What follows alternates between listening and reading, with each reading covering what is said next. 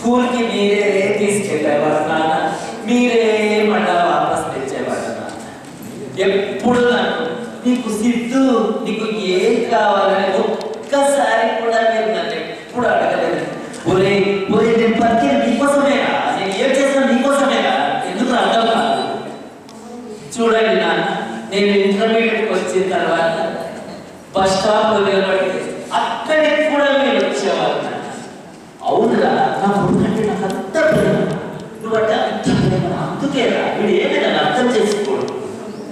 అప్పుడు అమ్మాయిని సైట్ కొడతామంటే ఒరే సిద్ధు ఇట్లా సైట్ కొట్టారా అని మీరే చెప్పేవాడు.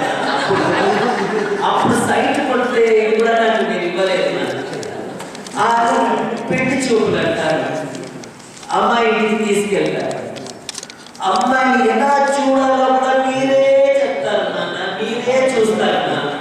అవునురా, మన ఇంటికి వచ్చి చూడాలంటే నాకు అంత ఇష్టం రా, వీడు ఎందుకే అర్థం చేసుకోడు, సిద్ధులు అంటే నాకు ప్రేమరా, నువ్వు తప్ప వేరే లోకం లేదురా, నాకు తెలుసు నాన్న. కానీ మీరే అమ్మాయిని సెలెక్ట్ చేస్తారు, తాళి కట్టేటప్పుడు కూడా మీరే సిద్ధు తాళి ఇట్లా కట్టాలని మీరే తాళి కట్టేస్తారు నాన్న. చూడండి నాన్న, నాకు ఇంత వయసు అయినా కూడా ఇప్పటికీ ఆ తాళి మీ చేతిలోనే ఉంది నాన్న.